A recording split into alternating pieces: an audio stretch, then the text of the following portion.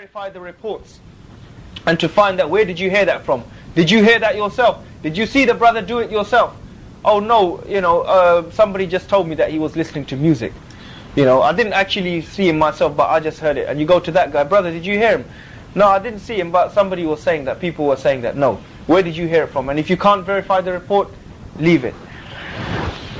Also, one of the scholars, he said, or one of the narrators about his life, he said that I never saw him praying fara'id, obligatory prayers, except in jama'ah.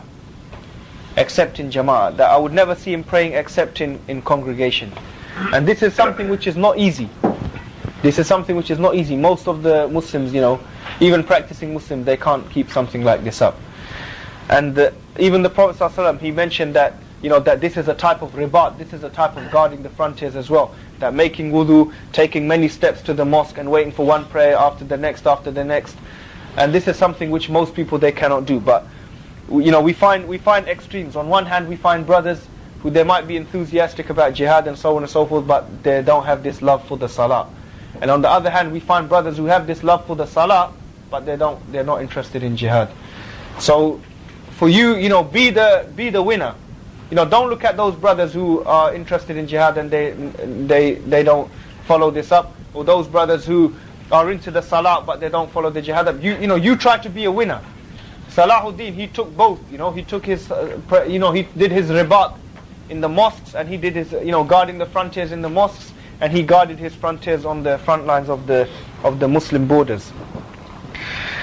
As for the death of Salahuddin, it was in the fortress of Damascus after Fajr on Wednesday, the 27th of Safar, the month of Safar, the year 589 Hijri Islamic calendar, which corresponds to 1193 Christian era, at the age of 55.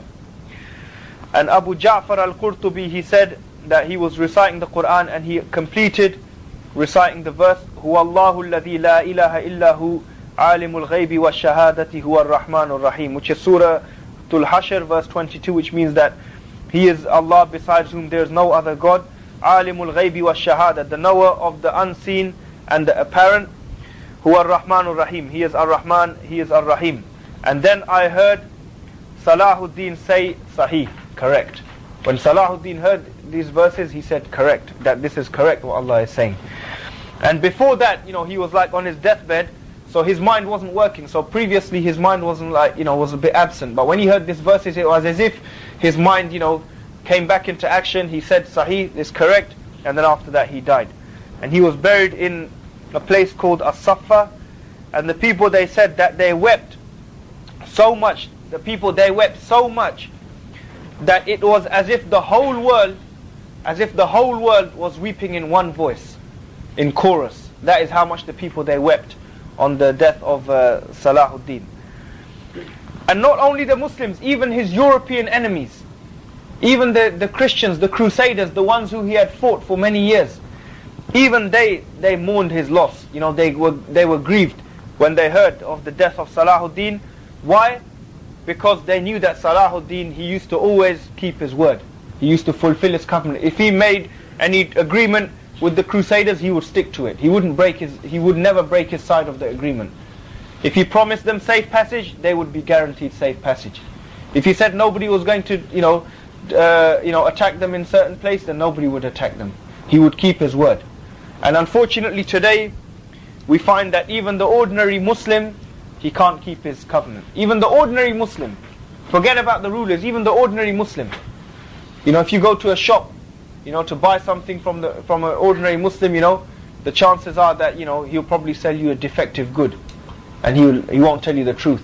It'll be a defective good, and he'll just try and say, yes, inshallah, mashallah, brother, don't worry, inshallah, there's nothing wrong with this, please, buy it.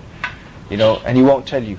Or they'll break their promises. Like some Muslim, you hear some stories that one Muslim, he agreed to sell his house to another brother at a particular price. Price was fixed, everything. Then that brother who was buying the house, he's ringing that brother, he's saying, brother, we've agreed the price now, when are we going to complete the deal? And the brother's ignoring him and avoiding him. Then once he catches him, he finds out that after they had agreed the deal, after they had agreed the price, somebody else came to that Muslim and said to him, I'll pay you more for it. So he said, I'm not selling it to you anymore, I want to sell it to him.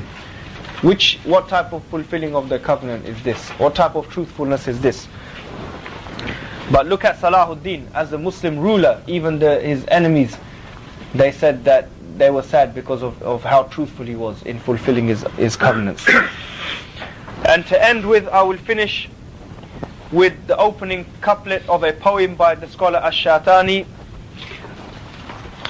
And he made a poem about Salahuddin, and the first couple of lines are as follows.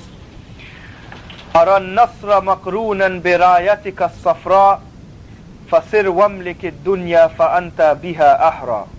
I'll read that one more time. أرى النصر مقرونا برايتك الصفراء فسر واملك الدنيا فأنت بها أحرى. Which means أرى النصر مقرونا برايتك الصفراء, that I see victory accompanying your yellow flag. Correct, Ya Ibn Abbas? Ya Ibn Abbas, correct? I see victory accompanying Rayatika Safra, your yellow flag. But is correct translation? Ara Nasra Makrunan Birayatika Safra. I see victory, wherever I see your yellow flag, maybe he had a yellow standard, a yellow flag. I see your yellow flag, wherever your yellow flag goes, I see victory coming next to it, side by side. In other words, wherever you go with your flag, victory comes with it, O Salahuddin. Wherever you go for battle, wherever you take your golden standard or your yellow flag, the victory is always there. I see the victory accompanies your yellow flag. Fasir wamlikid dunya fa anta biha ahra. So go forth and go forth and possess the world. Go forth, O Salahuddin, go forth, set out forth and take the whole world under your possession. Fa anta biha ahra, because you are more deserving of it. You are the one who deserves to possess the world, in terms of the rulership on the earth. You are the one who is the most deserving of it. So, fasir wamlikid dunya, go forth and own the world because you are more suited to it. Ara nasra makrunan birayatika safra, fasir wamlikid dunya fa anta biha ahra. And I would just like to finish with one thing, that many people, you hear them saying today that, well, we need Salahuddin today, If only we had a Salahuddin today. Many people, you will hear them saying that. Some people, they say, it's my wish that we have somebody like Salahuddin today who will come and who will liberate Jerusalem just like that Salahuddin did it, for so on and so forth. And you might ask yourself that, where is the Salahuddin of today? I will say to the brothers that the reason you don't have a Salahuddin today, because if Salahuddin came today, nobody would follow him. Nobody would follow him, I guarantee you. If there was a man like Salahuddin today, and you can see with your eyes what happened, in the last, year, when certain personalities, they came up, who went to, answer their call? Hardly anybody went to answer their call. So what do you think? Tomorrow when Salahuddin comes, the whole Ummah will stand up and support him? No. That is why we don't have a Salahuddin today, because if Allah gives us a Salahuddin today, we will not be there to back him up. And that is the reason we don't have a Salahuddin today. And when we'll be ready to back up such a person, then that person will come. And maybe some of those people are alive today, but the reason their name is not big is because the Ummah is not, has let them down and has deceived, left them in the lurch. So may Allah have mercy on Salahuddin, and may Allah enter him into the highest. طال ليل الردى وتمادى العدا وغدا الظلم في عصرنا سيدا. طال ليل الردى وتمادى العدا وغدا الظلم